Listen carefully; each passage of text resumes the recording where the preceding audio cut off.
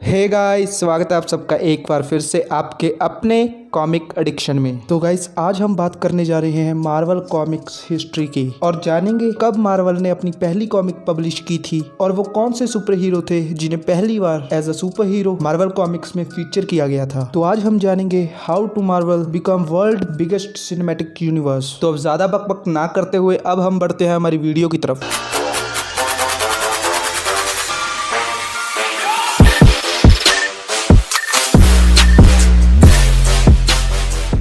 तो guys, Marvel comics की history का जो ग्राफ है ना, वो टाइम के साथ काफी फ्लैक्चुएट होता रहा है। कभी तो बिल्कुल टॉप पर और कभी बैंक करप्सी तक झेलनी पड़ी थी मार्वल को। और कैसे टॉप से बैंक करप्ट हुआ मार्वल और फिर कैसे बैंक करप्सी से निकलकर मार्वल आज मनी मेकिंग मशीन बना। मार्वल कॉमिक्स के फाउंडर थे मार्टिन गुडमैन। मार्टिन गुडमैन पहले 1933 से लेकर 1939 तक काउ वॉइस और नेटिव अमेरिकन पर based western pulp fiction publish किया करते थे। पर जून 1938 में जब एक्शन कॉमिक्स, जिसे आज हम डीसी कॉमिक्स के नाम से जानते हैं, जब एक्शन कॉमिक्स ने अपनी पहली सुपर हीरो कॉमिक्स पब्लिश की तो हाथों हाथ उसकी लाखों कॉपीज बिक गई। और इस बात से उस टाइम मार्टिन गुडमैन काफी फैसिनेट हुए और तब उन्होंने सोचा कि क्यों ना वो भी एक super hero based comics publish करनी स्टार्ट करे। और फिर 1939 में मार्टिन गुडमैन ने टाइमली कॉमिक्स नाम की एक पब्लिकेशन ओपन की और उसके अंडर अक्टूबर 1939 में अपनी सबसे पहली comic Marvel comics issue 1 release की। और इस कॉमिक में डेब्यू हुआ था ओरिजिनल ह्यूमन टॉर्च और नेमोर का। और ये ह्यूमन टॉर्च फैंटास्टिक फोर वाला ह्यूमन टॉर्च नहीं था, ये एक एंड्रॉइड था जो कि फायर प्रोड्यूस कर सकता था। बट उस वाले नेमोर और आज वाले नेमोर का ओरिजिन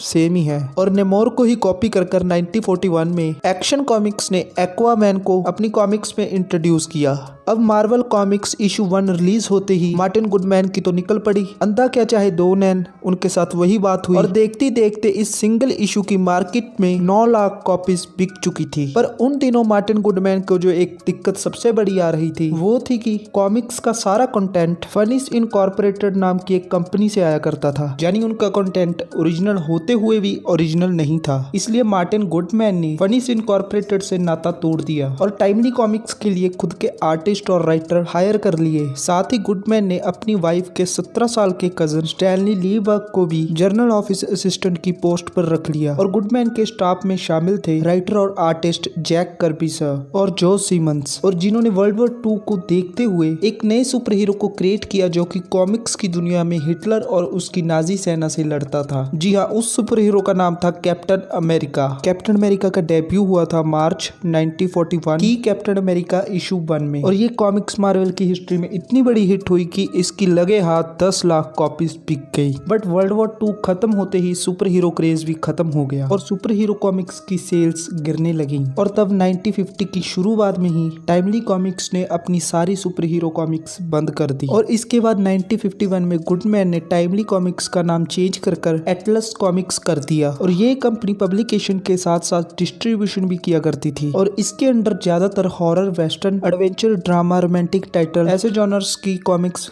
पब्लिश हुआ करती थी। मार्टिन गुडमैन ने 1953 से 1954 तक फिर से सुपर हीरो कॉमिक्स लाने की कोशिश की, बट उस वक्त सारी कॉमिक्स फ्लॉप रही। फिर 1956 में डीसी कॉमिक्स ने अपने सारे सुपर हीरो टाइटल्स को री इंट्रोड्यूस करना शुरू कर दिया और आने वाले 4 सालों में सुपर हीरो कॉमिक्स दोबारा सक्सेस होने लगी। और ये देखकर मार्टिन गुडमैन ने फिर से एक कोशिश की और अपनी कंपनी का नाम 1960 में एटलस से चेंज कर मार्वल कर दिया। और फिर नवंबर 1961 में राइटर एडिटर स्टैनली लीबर्ग ने मार्वल की सबसे पहली सुपर हीरो टीम इंट्रोड्यूस की जो कि थी फैंटास्टिक फोर। और इसके बाद 1960 में मार्वल ने एक एक कर बहुत सारे नए सुपर हीरो टाइटल्स को लॉन्च करना शुरू किया, जैसे कि Iron Man, Spiderman, Hulk, Thor, X Men, Daredevil, Ant Man, Doctor Strange, Black Panther, Captain Marvel. और इन सभी सुपर हीरो टाइटल में से ज्यादातर टाइटल्स को लिखा था स्टैनली लीबर्ग ने, यानी कि स्टैनली सर ने। और इनके आर्टिस्ट थे जैक कर्बी सर और स्टीव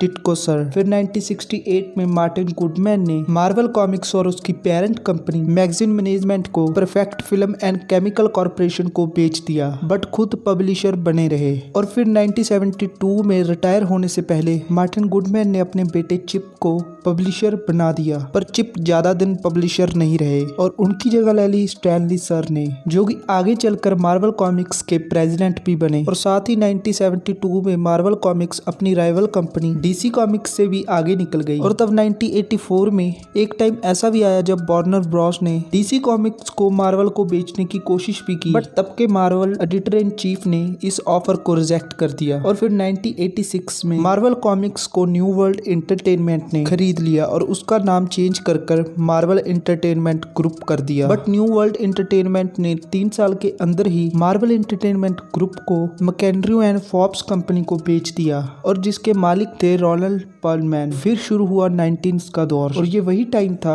जब मार्वल को अब तक का सबसे बड़ा झटका लगने वाला था, जिसकी शुरुआत तब हुई जब डीसी की एक्शन कॉमिक्स के इशू 1 का सबसे पहला प्रिंट $1 लाख में बिका, और इसे देखकर लोगों में कॉमिक्स कलेक्ट करने की होड़ लग गई। और तब कॉमिक्स कंपनीज को चारों तरफ पैसा ही पैसा दिखने लगा, और तब कंपनी सेम कॉमिक्स इश्यूज को अलग अलग कवर्स के साथ बेचने लगी, और ज्यादा कॉमिक्स प्रिंट करने के चक्कर में कॉमिक्स की स्टोरीज और कंटेंट पर काफी बुरा असर पड़ने लगा। फिर 1992 में मार्वल के कई सारे मेन आर्टिस्ट और राइटर्स ने कंपनी छोड़ दी और खुद अपनी एक इमेज कॉमिक्स के नाम से अलग कंपनी खोल ली। तो तब फाइनली 1993 में कलेक्टर्स स्पेकुलेटर बबल बस्ट हो गया। खराब कंटेंट के चलते कॉमिक्स की डिमांड्स बहुत कम हो गई, और इस वजह से मार्वल को उस टाइम बहुत बड़ा लॉस उठाना पड़ा। मार्वल इस हालत में आ गई थी, रोनाल्ड पर्लमैन ने तब कोर्ट में बैंकरप्सी सबमिट कर दी, यानी कि मार्वल अब दिवालिया हो चुकी थी। और ये देखकर मार्वल कॉमिक्स को टॉयबिज कंपनी के को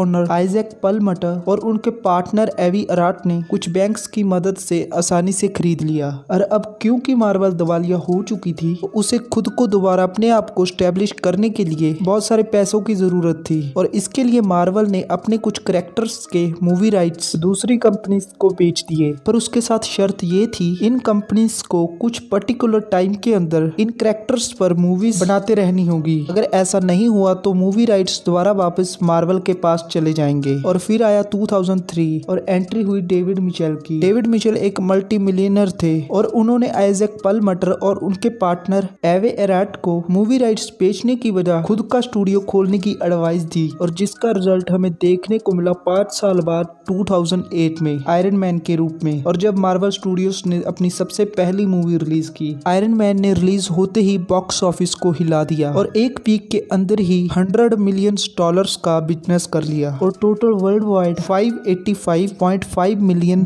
का बिजनेस करके डूबते हुए मार्वल को बचा लिया। और ये देखकर वॉल्ट डिज्नी ने 2009 में मार्वल एंटरटेनमेंट को $4 बिलियन में खरीद लिया, और इस डील ने मार्वल कॉमिक्स डिवीजन में भी एक नई जान फूंक दी। और उसके बाद क्या हुआ ये तो आप सबको अच्छी तरह मालूम ही है। और ये था मार्वल का शुरू से लेकर आज तक का सफर। और ये सफर आपको कैसा लगा प्लीज अपनी राय कमेंट सेक्शन में दें। हमारी और वीडियोस देखने के लिए हमारे चैनल को सब्सक्राइब कीजिए और बेल आइकन दबाना मत भूलना, ताकि हर नई वीडियो की नोटिफिकेशन आपको मिलती रहे। Thank you.